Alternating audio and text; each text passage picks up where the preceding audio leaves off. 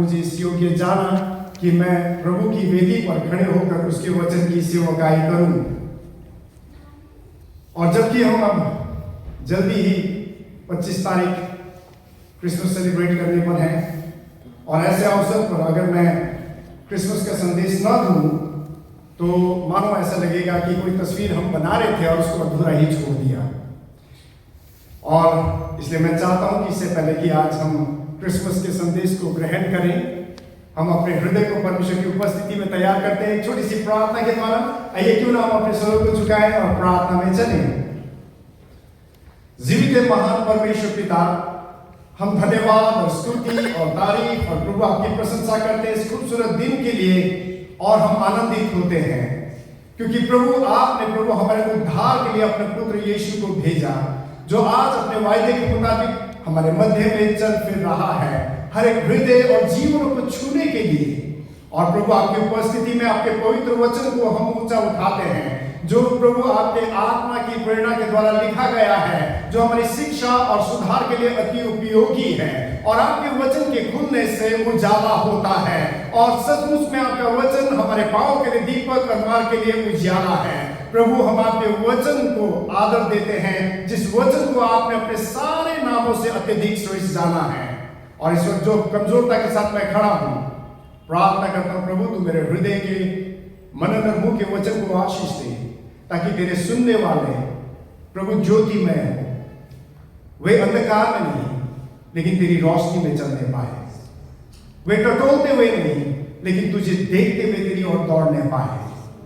प्रभु प्रार्थना करता हूं कि आज शाम तेरा आत्मा अद्भुत रीति से हमारे मध्य में कार्य करे, लोगों के मन और हृदय को इस प्रकार से खोले कि तेरे वचन के प्रकट होने से उजाला हो जाए और तेरे लोग प्रभु जी तेरी शांति में, सच्चे आनंद में, खुशी में, प्रेम में, धीरज में, आत्मा के मेल मिलाप में बढ़ने पा सके, यीशु के नाम में आमीन। सो आइए मेरे साथ खोलिएगा गलातियों की पत्री 4 अध्याय 4 और 5 आयत को मैं पढ़ूंगा, जबकि यहाँ पहले पढ़ा जा चुका है। फिर भी मैं चाहता हूं कि यहाँ परमेश्वर के शास्त्र में से हम देखें।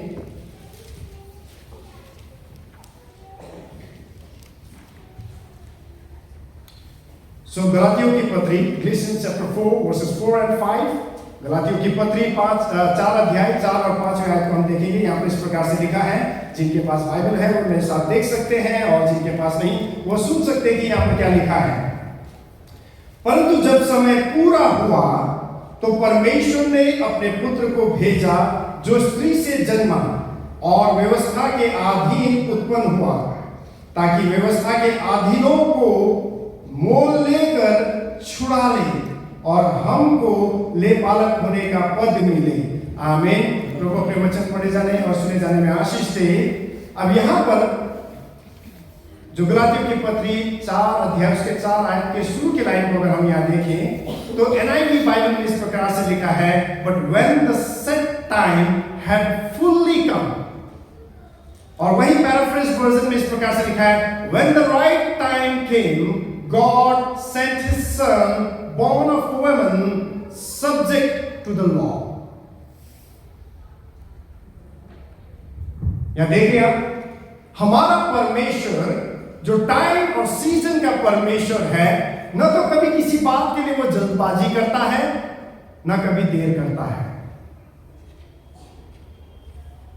और जो समय परमेश्वर ने तय किया है वही सही समय है।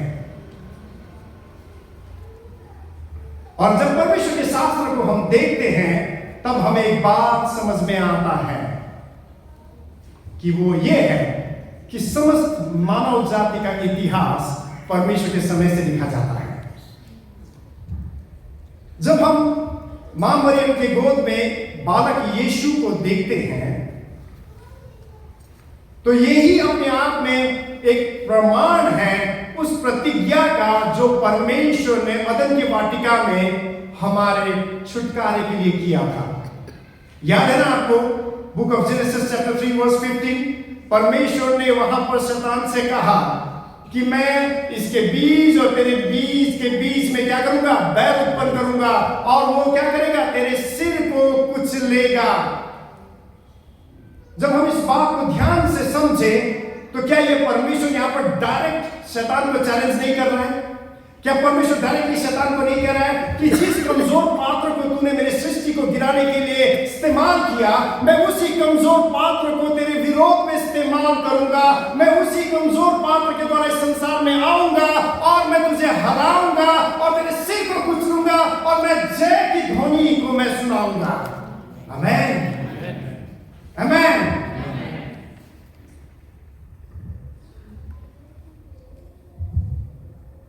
लेकिन हमारे उद्धार, हमारे छुटकारे का संदेश के लिए मैं आज आपको चरनी की ओर लेकर नहीं जाऊंगा जहां छोटा शिशु यीशु चरनी पर पड़ा हुआ है।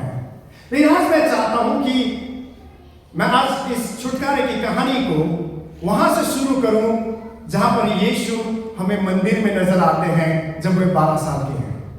गॉस्पेल ऑफ ल्यूक चैप्टर 2 में अगर आप देखेंगे, समय का बहुत से मैं पढ़ूंगा नहीं, सो आप इसे घर में जाकर पढ़ सकते हैं। Gospel of Luke chapter 2 verses 41 to 52 में अब यहां पर क्या देखते हैं कि जब यीशु 12 साल के हुए, जबकि उसके माता पिता हर वर्ष पैसोवर के टाइम में यरूशलेम जाया करते थे, लेकिन यहां पर 12 साल की उम्र में कुछ एक बात को हम देखते हैं जहां उन्होंने एक विशेष रिचुअल को पूरा किया। नंबर 1, जब वे वहां पर 12 साल के यीशु को लेकर गए तो वहां पर उन्होंने यीशु के लिए फिरौती के दाम को अदा किया जो मंदिर की ओर से पहले से तय था। किसको? फिरौती के दाम को अदा किया, जिसको हम पुराने नियम में नंबर्स, गिनती की पुस्तक 3 अध्याय 47वें आयत में आप रेफरेंसेस लिख लीजिए ताकि घर में जाकर आप पढ़ सके। कहीं ऐसे बोले ये तुक्का मार रहा है, ठीक है? फिर नंबर्स चैप्टर 18 वर्स 16 को आप घर में जाकर के पढ़ लीजिए। यहां पर मूसा के द्वारा एक व्यवस्था थी कि हर पैलोठा का क्या करना होता था? फिरौती का दाम देना होता था। समझ रहे? जबकि फिरौती का दाम अदा करके वो पिता होने का हक तो पा लेते थे, फिर भी वो बेटा उनका नहीं होता था। क्यों? क्योंकि जीवन परमेश्वर का है और परमेश्वर ने यह आज्ञा दी थी और कहा था कि सारा पैलोठा मेरा ही है। और आप जानते हैं ये जो फिरौती का दाम है, ये फिरौती का दाम नॉन नेगोशिएबल है, इसमें मोल भाव नहीं होता है, इसमें कोई डिस्काउंट नहीं मिलता है, ये बड़ा महंगा है, एक आम आदमी के लिए बहुत भारी दाम है पर असंभव नहीं है। और आप जानते हैं यूसुफ ने जब वो उसको रिडीम्शन मनी बोलते हैं या रैंसम, जब उसको अदा किया तब यहां पर यूसुफ को पिता का हक मिला। किसका हक मिला? फिर से पिता का हक मिला। अगर हम बायोलॉजिकली देखें तो यूसुफ यीशु का पिता नहीं है, क्योंकि मरियम ने तो पवित्र आत्मा के द्वारा गर्भ धारण किया। इसीलिए गॉस्पेल ऑफ जॉन चैप्टर 1 में अगर हम देखें तो लिखा है आदि में वचन था, वचन परमेश्वर के साथ था और परमेश्वर ही वचन था। आगे देखते हैं फिर क्या लिखा है, और वचन ने देह को धारण किया और हमारे बीच में डेरा किया। और आगे देखिए तो क्या लिखा है, ये लिखा है कि हमने उसके एकलौते की, उस परमेश्वर की ऐसी महिमा देखी जैसे उसके एकलौते की, है ना? और आप जानते हैं यीशु तो पवित्र आत्मा के सामर्थ के द्वारा कंसीव किए गए और यीशु इस संसार में हमारे बीच में आए और हमारे बीच में उन्होंने डेरा किया। लेकिन अब मरियम तो मां है, लेकिन यीशु बाप नहीं है, समझ रहे? लेकिन जब यहां पर मंदिर में रिडिम्शन मनी अदा किया गया, 5 शेकल चांदी का सिक्का जब वहां पर अदा किया गया, तब यूसुफ को वहां पर क्या हक मिला? पिता का हक मिला। समझे?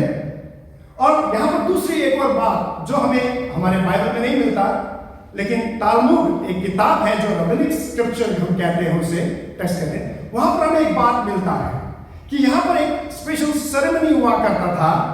जब बच्चा 12 या 13 साल का हो जाता था तो हर एक बच्चे को मंदिर में यह कहकर समर्पित किया जाता था कि वो बाल मित्सव है। बाल मित्सव का मतलब है व्यवस्था का पुत्र। किसका पुत्र? व्यवस्था का पुत्र। जब यीशु समर्पित कर दिए गए, माँ बाप आगे चले गए, यीशु मंदिर में रह गए। क्यों? क्योंकि वो तो व्यवस्था का सेवक हो गया है, इसलिए अब वो मंदिर में है और शास्त्रियों से बहस कर रहा है। जब माँ बाप ढूंढते हुए आए, पसीना पसीना, देखा बेटा तू कहाँ था, हम तो परेशान हो गए, तू कहाँ चला गया था? तब यीशु ने क्या कहा? क्या तुम्हें पता नहीं मुझे अपने पिता के घर में होना चाहिए?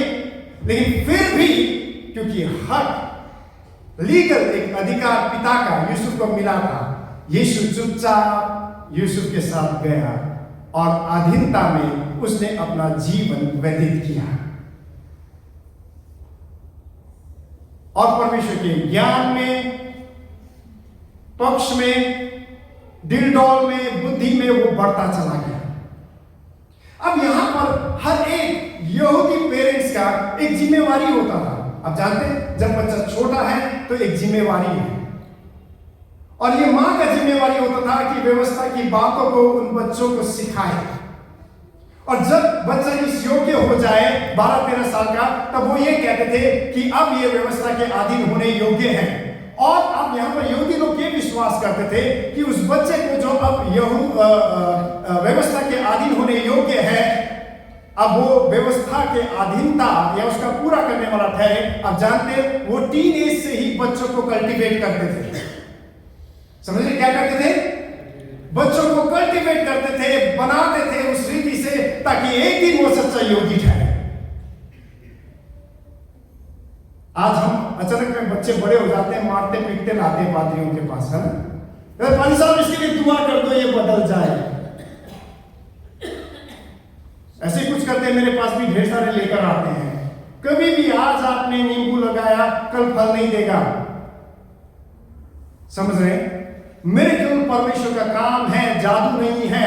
और परमेश्वर का काम अद्भुत है, उसे हमें समझना होगा। समझे?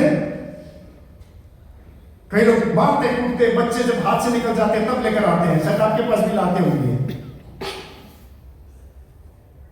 अगर आपको एक अच्छा बच्चा चाहिए तो आपको उसको शुरू से ही उसी प्रकार से आपको पालन पोषण करना होगा। जब बच्चा छोटा ही है, मूसा की व्यवस्था के अनुसार क्या कहा गया कि हम अपने बच्चों को क्या करें? परमेश्वर की व्यवस्था, उसकी शिक्षा की बातों को दें। जब आप परमेश्वर के वचन से अपने बच्चों को फीड करेंगे, क्या होगा? ये नहीं कह रहा हूं कि संसार का प्रभाव नहीं पड़ेगा, क्योंकि हम संसार में हैं। निश्चय है कि संसार का प्रभाव उसके ऊपर पड़ेगा। बच्चे जवान होंगे, संसार उन्हें लुभाएंगे, लेकिन कुछ बात होगी उनके अंदर, उनके विवेक के द्वारा परमेश्वर वचन से बातें करेगा। उससे कहेगा बेटा ये रास्ता सही नहीं है, जिनके बीच में तू है वो सही नहीं है, जो ये मित्र है तेरे वो सही नहीं है, ये रास्ता था जहां तू जा रहा है वो ठीक नहीं है। जब उस बच्चे को कोई देख नहीं पाएगा तब विवेक के द्वारा परमेश्वर उससे बातचीत करेगा। लेकिन उसमें आपको परमेश्वर के वचन को शुरू से फीड करना पड़ेगा।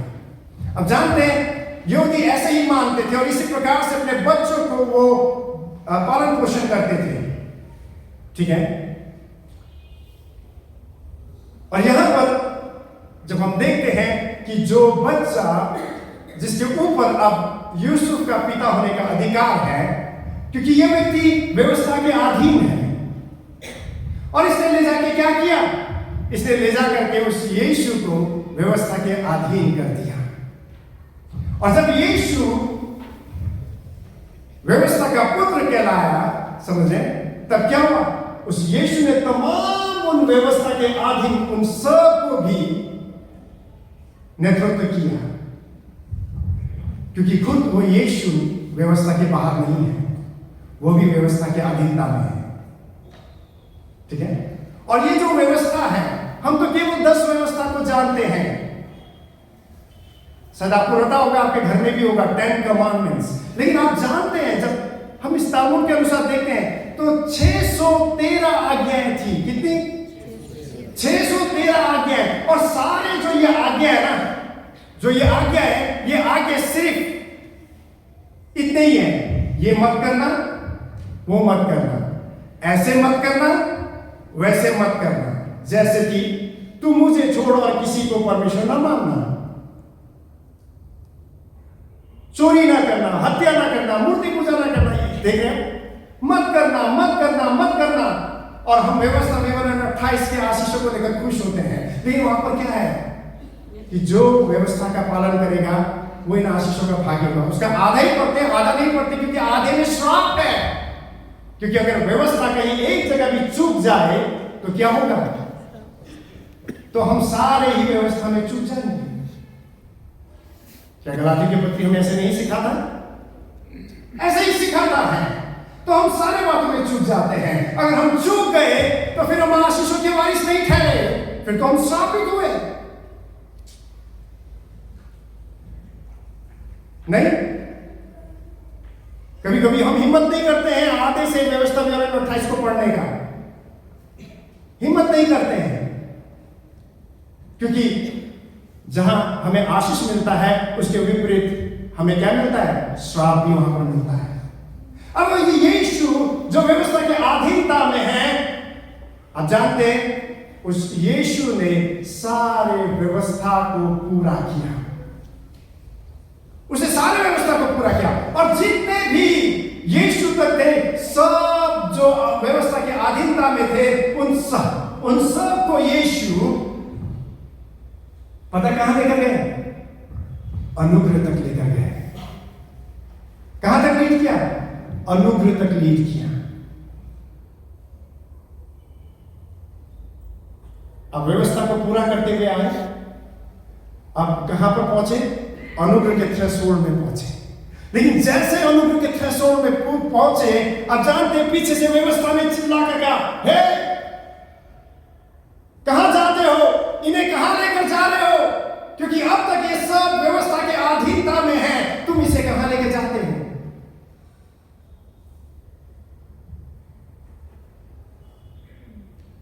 यीशु ने पलटा, व्यवस्था की ओर देखा,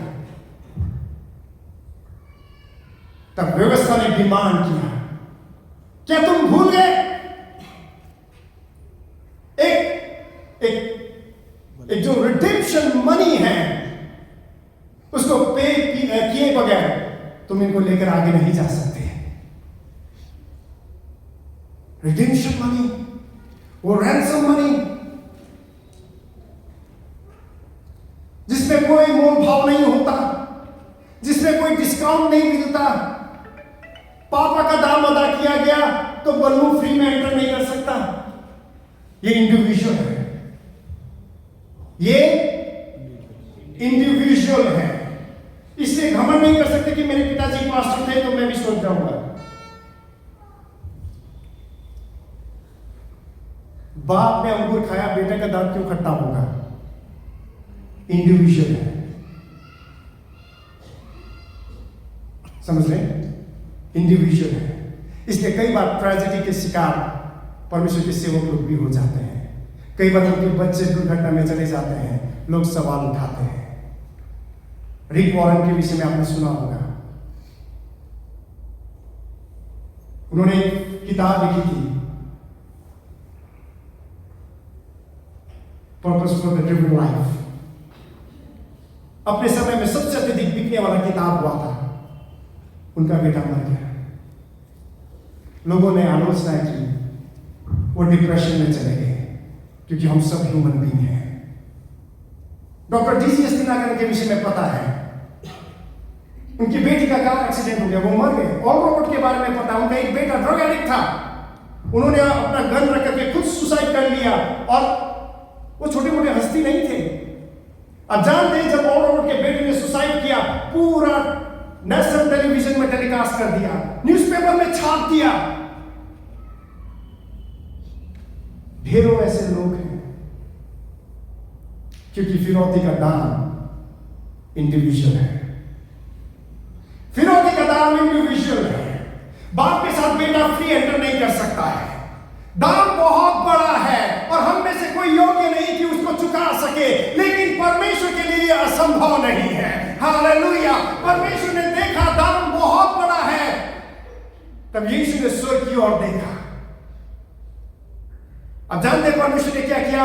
परमेश्वर ने समस्त हेवन को खाली किया और उस यीशु में सब कुछ इन्वेस्ट कर दिया और यीशु से कहा, जा बेटा, सबके फिरौती के दाम को अदा कर दे। इसीलिए परमेश्वर का वचन मरकुस सुसमाचार 10 उसके 45वें आयत में क्या कहता है कि मनुष्य का पुत्र इसलिए नहीं आया कि वो सेवा ले वरन सेवा दे और बहुतों के फिरौती के लिए अपना जीवन अदा करे। ठीक है? For the Son of Man did not come to be served, but to serve and give his life as a ransom for many.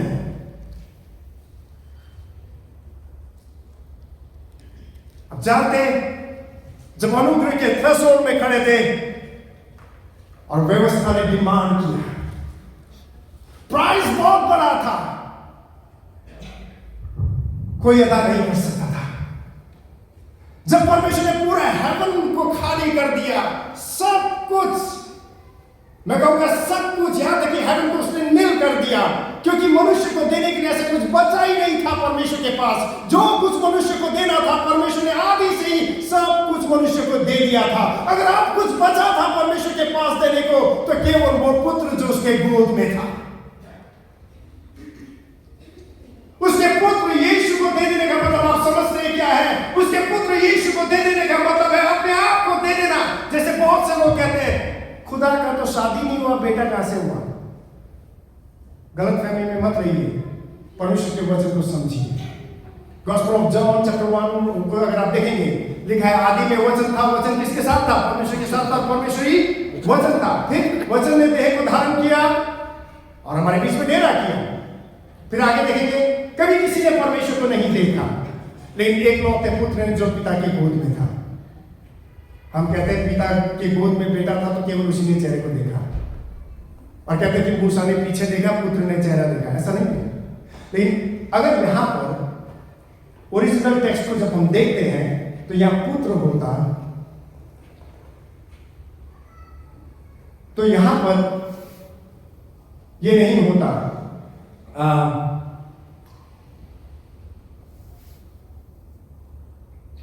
यहां पर होमोनोजियोस थियोस नहीं होता, लेकिन यहां पर वर्ड है होमोनोजियोस थियोस।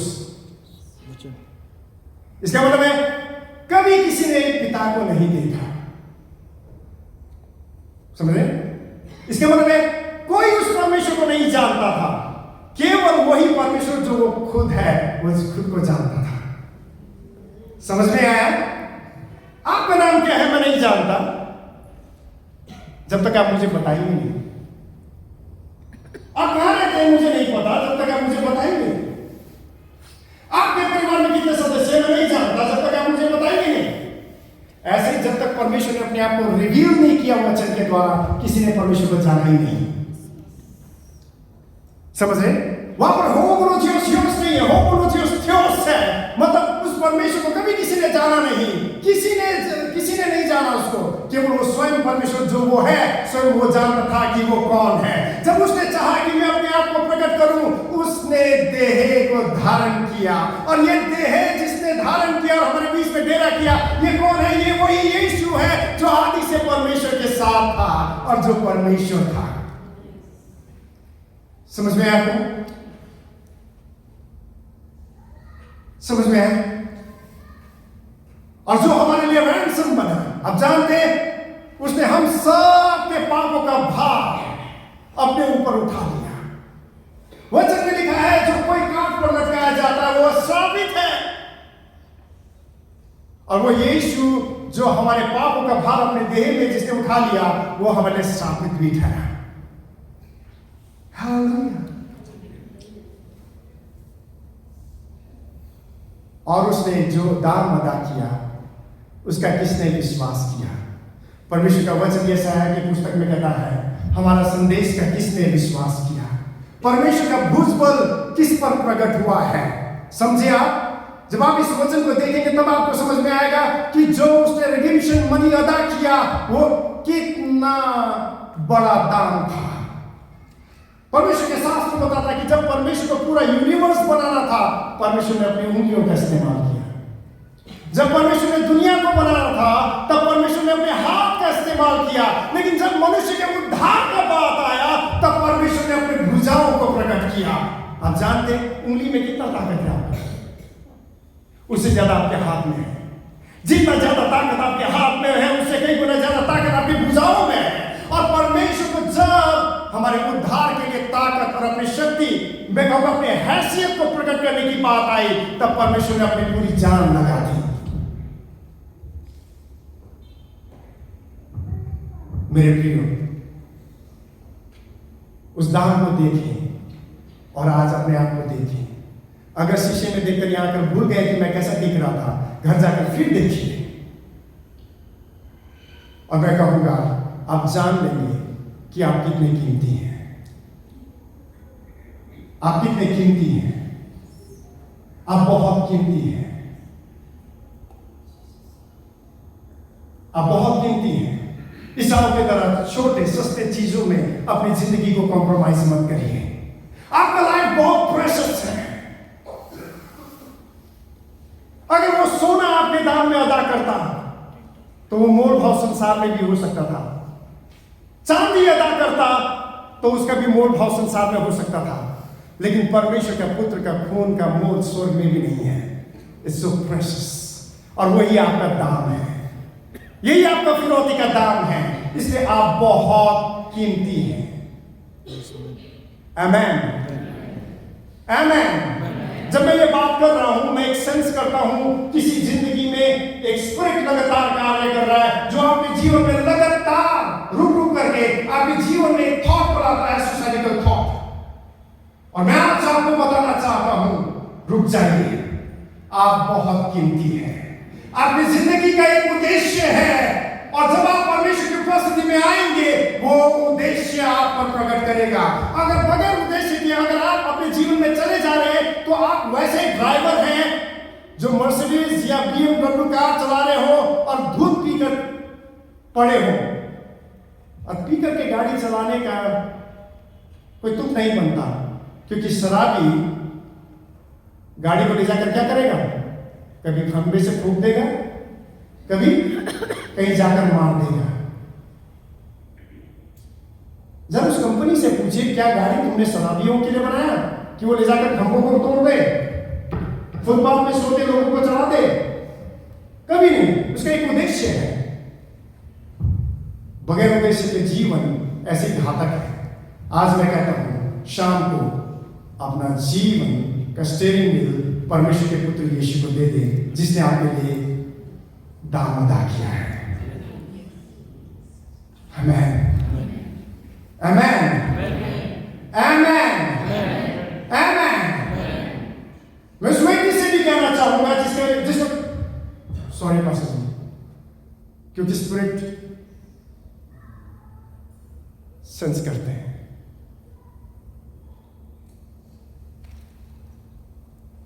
मुझे नहीं पता शाम आप यहां क्यों हैं, लेकिन एक बात मैं बताता हूं, आप परमेश्वर के उद्देश्य से हैं। क्योंकि मैं जब देखता हूं जिस चीज को मैं सेंस कर रहा हूं, एक बात जिसे हम डिप्रेशन कहते हैं, आप कहीं ना कहीं डिप्रेशन के शिकार हैं। आज मैं आपसे कहना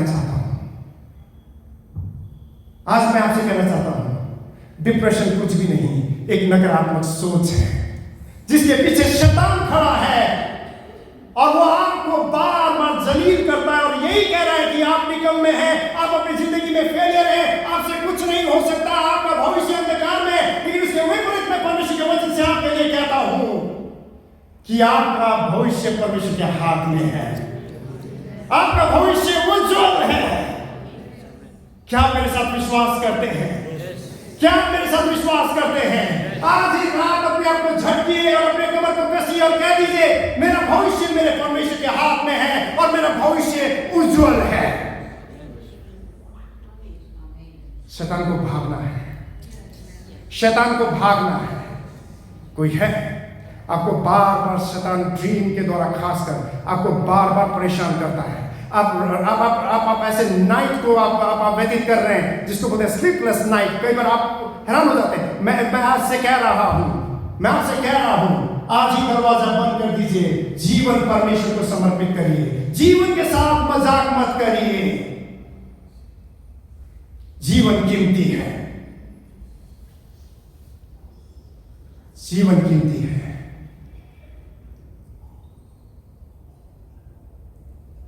आप सोचे मजाक है, वो व्यक्ति विशेष बाद में आकर बात कर लेना, यही नहीं बाद में मेरे को कहेगा, अगर आप आएंगे बोलेंगे भाई साहब बुरे सपने ही नहीं, गंदे गंदे सपने भी आते हैं, आप कहेंगे जो भी अभी नहीं बाद में आके मिल सकते हैं, हम आपके लिए प्रार्थना करेंगे, है ना। परमेश्वर का वरदान किसी को ह्यूमिलेट करने के लिए नहीं होता है, परमेश्वर का वरदान परमेश्वर को महिमा देने के लिए होता है। आमीन। सो आपका दान बड़ा है, आप आजाद हैं व्यवस्था के बंधन से, पाप के जोर से, श्राप के भय से, अंधकार के भय से, नरक की आंच से आप आजाद हैं। एक गीत मुझे बहुत अच्छा लगता है, हालांकि मैं पैसा पे जैसा अच्छा नहीं करता शायद आपको याद होगा पुराने लोगों को। मैं हूं आजाद न धन के द्वारा, सोना मेरा दाम न था, पर मेरा दाम मसीह का खून है, बड़ा दाम मोहब्बत का। मालूम है आपको? मसीह का खून आपका रिडेम्पशन मनी है, आपका फिरौती का दाम अदा किया जा चुका है, और आपको भय और पाप में, डर और अंधकार में जीवन व्यतीत करने की जरूरत नहीं है। मैं कहता हूं आप आजाद हैं। जब वो हमें अनुग्रह में यीशु मसीह ने उस दान को अदा करके लीड किया, अब जानते हैं जहां व्यवस्था में हम दास कहलाते थे, आज हम प्रभु यीशु मसीह में पुत्र कहलाने लगे हैं। आमीन। आज हम बेटे और बेटियां हो गए। जो आप यहां पर बैठे हैं, आप व्यवस्था के दास नहीं हैं, लेकिन प्रभु के अनुग्रह में स्वतंत्र परमेश्वर के बेटे और बेटियां ठहरे हैं। आमीन। कौन है आप? कौन है आप? मत कहिएगा प्रार्थना करते हुए, मैं देखता हूँ बहुत साल हो जाता है चर्च आते हुए प्रार्थना करते हैं, बोलते हैं प्रभु मैं तो गंदी नाली का कीड़ा, पापी मनुष्य। आप गंदी नाली के कीड़े नहीं हैं, आप पापी मनुष्य नहीं हैं, आप दान देकर छुड़ाए गए परमेश्वर के बेटे और बेटियां हैं। और परमेश्वर का वचन पता है क्या कहता है? शुद्ध करने वाला और शुद्ध ठहरने वाला एक ही दशा में है। इसलिए जब परमेश्वर आपके चेहरे की ओर देखता है तो आपकी गलतियों के साथ आपको नहीं देखता, अपने पुत्र यीशु में आपको देखता है। और जब परमेश्वर आपको देखता है उसी स्टैंडर्ड में देखता है जिस स्टैंडर्ड में वो अपने पुत्र यीशु मसीह को देखता है, और आप एग्जैक्टली संसार में वैसे ही हैं जैसे उसका पुत्र यीशु मसीह है। आमीन। हालेलुया। बोल सकते हैं हालेलुया? हालेलुया बोल सकते हैं ना? हालेलुया, है ना? वो हमारे दिमाग में ऐसा बैठ गया है ना कि ये पुराने चर्च वाले जो हालेलुया नहीं बोलते, अनुमति नहीं होती है लेकिन मैं कहता हूं हम आजाद हैं, हम हालेलुया बोल सकते हैं। आमीन। जोर से बोलेंगे हालेलुया, हालेलुया, आमीन। हालेलुया का मतलब है परमेश्वर की स्तुति हो। ठीक है, ये अन्य भाषा नहीं है, इब्रानी भाषा ही है ना? बाइबल में जब देखते हैं तो आप आजाद हैं, आप परमेश्वर के बेटे और बेटियां हैं। मुझे नहीं पता इस सीजन में आपके घर की दशा क्या है, आपकी आर्थिक अवस्था क्या है, मैं नहीं जानता। शायद हो सकता है कि उन बातों के कारण आज आप मायूस बैठे हो और लग रहा हो कि क्रिसमस में कैसे सेलिब्रेट करूं। अरे छोड़िए ना, ऐसे भी जमाने हमारे विरोध में है, पता नहीं क्या क्या बोलते हैं। कभी बोलते हैं यीशु मसीह का डेट ऑफ बर्थ का नहीं पता। मैं कहता हूं तुम्हारे आधार कार्ड में भी तो तुम्हारा डेट ऑफ बर्थ सही नहीं है, तो ये ऑफिशियली डिक्लेयर हो गया वही माना जाता है 25। अब ये डिक्लेयर हुआ, हम यही मानते हैं। हमें कुछ लोग कहते हैं कि बर्थडे कहाँ सेलिब्रेट किया फर्स्ट सेंचुरी चर्च में। ठीक है, नहीं लिखा है, लेकिन ये भी तो नहीं लिखा कि यीशु मसीह का बर्थडे सेलिब्रेट नहीं किया गया। जब यीशु मसीह आए, यीशु की आंटी एलिशिबा ने आनंद मनाया, उसकी माँ मरियम ने आनंद मनाया, एंजल्स ने आनंद मनाया, गडरिया ने आनंद मनाया, है? मजूसियों ने आनंद मनाया, बूढ़ा प्रॉफिट एंड प्रॉफिटेस सिमेयोन और अन्ना ने मनाया, सबने आनंद मनाया। अब हमें आनंद मनाने में क्या दिक्कत है? मैं कहता हूं ये सीजन में आनंद का कारण हमारे जेब में पैसा ना होना या होना नहीं है, हमारे हांडी में बिरयानी है नहीं है उससे नहीं है। हमारा क्रिसमस क्राइस्ट से है, क्राइस्ट है तो क्रिसमस है, क्राइस्ट नहीं है तो क्रिसमस का कोई मायना नहीं है। और मैं कहता हूं आप क्राइस्ट के हैं, और जहां आप क्राइस्ट के हैं तो छोड़िए कि अब आपका प्राण ही परमेश्वर का है, अब आपका शरीर भी परमेश्वर का है। इसलिए मैं कहता हूं प्रभु आपको अच्छे बेस्ट से बेस्ट, महंगे से महंगा, कौन कौन सा ब्रांड है मुझे नहीं पता, आपको नए कपड़े दें, आपके पाँव में प्रभु नई जूतियां दें। क्या परमेश्वर ने इस्राएलियों को छुटकारा दिया तो तन पे कपड़ा पैर पे जूतियों का ध्यान नहीं रखा? उसका नहीं रखा, वो आपके लिए भी रखता है। आमीन। परमेश्वर आपके सारे आर्थिक अवस्थाओं को पूरा करे, परमेश्वर आपके हृदय को अपने आनंद से भर दे। प्रभु आप सबको बहुत बहुत आशीष दे, प्रभु आप सबको बहुत बहुत आशीष दे। एक छोटी सी प्रार्थना के साथ मैं चाहता हूं कि आज का समय को मैं यहीं पे कंक्लूड करूं, और इससे पहले कि हम प्रार्थना में आगे बढ़े, मैं अवसर देना चाहता हूं हर एक उन लोगों को जिन्होंने अभी तक अपना जीवन प्रभु को नहीं दिया। मैं ये नहीं कह रहा हूं कि जो लोग चर्च आ रहे हैं, मुझे उससे मतलब नहीं आप कब से चर्च आ रहे हैं, मुझे उससे मतलब नहीं है आप कहें कि मैं तो बाइबल पढ़ता हूं, मुझे उससे मतलब नहीं है। मैं उनसे बातें कर रहा हूं जिन्होंने अपना जीवन अभी तक प्रभु यीशु मसीह को नहीं दिया। यदि आप में से कोई आज शाम अपना जीवन प्रभु यीशु मसीह को देना चाहते हैं तो आपका मैं स्वागत करता हूं। मैं पास्टर का बेटा था, जीवन प्रभु को नहीं दिया था, चर्च जाता था, क्रिसमस कैरल में भाग लेता था, सब काम करता था, लेकिन जीवन प्रभु को नहीं दिया था। लेकिन एक दिन ऐसे ही एक मीटिंग में जहां जबरदस्ती मुझे लेकर गए, ऑर्डर कॉल हुआ, मैंने अपने आप को सामने पाया। मैं यही चाहता हूं कि यदि आप में से अगर किसी ने अभी तक अपना जीवन प्रभु यीशु मसीह को नहीं दिया है तो यह आपके लिए मौका है। अगर कई जवान लोग हो सकते हैं यहाँ चर्च में एक्टिवली पार्टिसिपेट करते हैं, मुझे उससे मतलब नहीं है, लेकिन जीवन प्रभु को नहीं दिया है तो आपका लाइफ मीनिंगलेस है। क्या आज आप में हिम्मत है इतनी? क्या इतनी हिम्मत दिखाएंगे? है ना? बहुत सारे डेयरिंग काम आप करते हैं संसार में, मुझे मालूम है, लेकिन क्या इतना हिम्मत दिखा देंगे आज शाम कि अगर आज आपने अपना जीवन प्रभु को नहीं दिया है तो आज शाम उसके सामने अपने जीवन को आप रख दें? अगर यदि आप में से कोई अपना जीवन आज शाम प्रभु यीशु मसीह को अदा करना चाहते हैं, देना चाहते हैं, तो मैं विनती करता हूं कि आप अपने स्थानों पे खड़े हो जाए, फिर हम आगे प्रार्थना में चलेंगे। प्रभु आपको आशीष दे हैं, मैं आपको प्रभु आशीष दे। क्या हम जोरदार ताली बजा सकते हैं?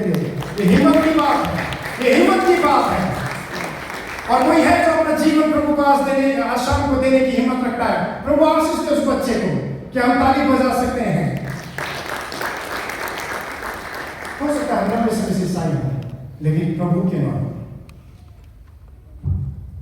प्रभु आपको आशीष दे। और कोई है, जल्दी में कहूंगा कि मेरे पास ज्यादा टाइम तो नहीं है क्योंकि यहाँ पहले से लिख के लग गया 30 मिनट्स, और ऐसे जगह मिले बोलने का मौका मिले तो फिर तो जुबान रुकता ही नहीं है। लेकिन फिर भी मैं कह रहा हूँ यदि आपके पास जल्दी से, मेरे पास एक दो, मैं एक दो मिनट और देना चाहूंगा आप में से यदि कोई इस वक्त अपना जीवन प्रभु यीशु मसीह को देना चाहते हैं, हो सकता है आपको बैप्टिज्म दे दिया, आपका कंफर्मेशन हो गया हो, लेकिन अपना जीवन प्रभु को ना दिया। ये समय ऐसे भी होता है, कौन सी बड़ी बात है। मैं आज शाम फिर आपको ये मौका देता हूं, क्या आप में से कोई अपना जीवन फिर प्रभु यीशु मसीह को देने के लिए क्या आप हिम्मत करेंगे? क्या दे दें? आइए, ये समय है, ये समय है प्रभु की उपस्थिति में। जल्दी से, हमारे पास टाइम नहीं है। यदि कोई है, संकोच मत करिए, शर्माइए नहीं, हिम्मत दिखाइए, एक कदम तो बढ़ाइए, परमेश्वर आपके लिए और आगे बढ़ेंगे और वो आपके लिए अद्भुत करेंगे। प्रभु आपको आशीष दे, प्रभु आपको आशीष दे। आंटी प्रभु आपको बहुत बहुत आशीष दे। क्या हम ताली बजा सकते हैं जब आप हालेलुया, हालेलुया, हालेलुया। आप जिन्होंने आज शाम अपना जीवन प्रभु को समर्पित करने के लिए लोगों के सामने हिम्मत दिखाई है, मैं चाहता हूं कि अपने दिल पर हाथ रखें और मेरे साथ एक छोटी सी प्रार्थना करें। जीवित परमेश्वर पिता, इस वक्त मैं धन्यवाद करता हूं आपके पुत्र यीशु के बलिदान के लिए, जिसने मेरे लिए फिरौती का दाम अदा किया। मैं आपके समक्ष अपने जीवन को रखता हूं, अपने अपराध और तमाम गलतियों को मैं स्वीकार करता हूं और आपसे क्षमा चाहता हूं, विनती करता हूं, मुझे धो दीजिए, मुझे शुद्ध करें, मुझे पवित्र करें, मुझे ग्रहण करें। मैं अपने दिल का द्वार आपके लिए खोलता हूं। यीशु, आपका स्वागत है। आइए मेरे हृदय के सिंहासन पर विराजमान हुई और मुझ में राज करें। मैं धन्यवाद करता हूं कि आपने मुझसे प्यार किया और मुझे ग्रहण किया। मैं घोषणा करता हूं कि आज से मैं आपका हूं और आप मेरे हैं। जो जीवन में अपनी मर्जी से चलता रहा, आज से आपके अगुवाई में, आपके अधीनता में इस जीवन को व्यतीत करने का है। आमीन। सर्वशक्तिमान जीव परमेश्वर पिता, मैं धन्यवाद करता हूं कि तेरी दृष्टि में हर जिंदगी अनमोल है। जब एक खोया हुआ बेटा भी प्रभु लौट आता है तो प्रभु पूरा हेवन रिजॉइस करता है। प्रभु आज तेरे यहां पर एक नहीं, बहुत सारे लोग हैं जिन्होंने अपना जीवन तुझे समर्पित किया है, जिसके कारण मैं कहता हूं स्वर्ग में एक बड़ा आनंद की ध्वनि है। प्रभु इनका नाम जो जीवन की पुस्तक में लिखा गया है, प्रभु तू उसको थामे रखने की शक्ति इन्हें अंत तक देना प्रभु जी, और इनका नाम उस जीवन की पुस्तक से कभी ना मिटाया जाए। लेकिन प्रार्थना करता हूं कि इन्हें प्रभु जिस विश्वास के दौड़ को दौड़ने के लिए आज इन्होंने पहला कदम उठाया है, प्रभु ये अपने दौड़ को अच्छे से दौड़ने की शक्ति तुझसे पाए, विश्वास की अच्छी कुश्ती में ये जय पाए, और उस विश्वास को थामे रखने के कारण प्रभु उस विश्वास के द्वारा ये संसार पर जय पाए, शैतान पर, अंधकार पर, दुष्ट के झूठ पर,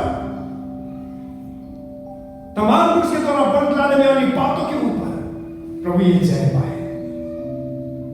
प्रभु मैं धन्यवाद करता हूं कि ये तेरे बच्चे तेरे खून के खरीदे गए, तेरी उपस्थिति इम्मानुएल इनके साथ है। प्रभु तू अपने मुख का प्रकाश इन्हें देना, इनकी रक्षा करना और सब बातों में इन्हें संभालना और जीवन के सब क्षेत्र में आशीष देना, यीशु के नाम में आमीन। Thank you so much. Yes,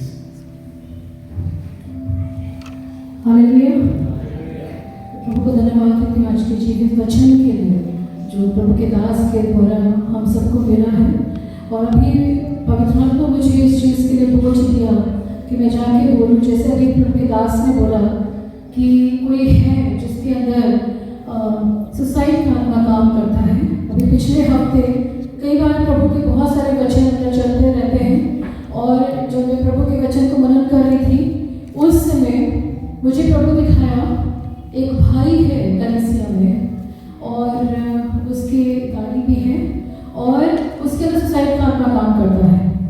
और मैं उस समय प्रार्थना कर रही थी, प्रभु जो भी है प्रभु उसको बचाए। और हमेशा जब भी प्रभु मुझे ऐसी चीज़ें देते हैं तो 2 या 3 लोगों के द्वारा परमेश्वर उसको कंफर्म करते हैं। प्रभु के दास के द्वारा वो कंफर्म हुआ है, और वो भाई अभी यहाँ पे हैं या नहीं है, या वो सुबह की प्रार्थना में होंगे, लेकिन प्रभु का आत्मा मुझे बोझ दिया कि मैं प्रभु के दास से प्रार्थना करूँ, निवेदन करूँ कि वो उस भाई के लिए प्रार्थना करें, क्योंकि वो भले यहाँ पे ना हो लेकिन खुदावन उनके नज़दीकी में है, और उनकी प्रार्थनाओं के द्वारा आज उस साइड का बंधन है वो टूटेगा। आमीन। Thank you so much. क्या हम जीवित परमेश्वर की सेवा नहीं करते?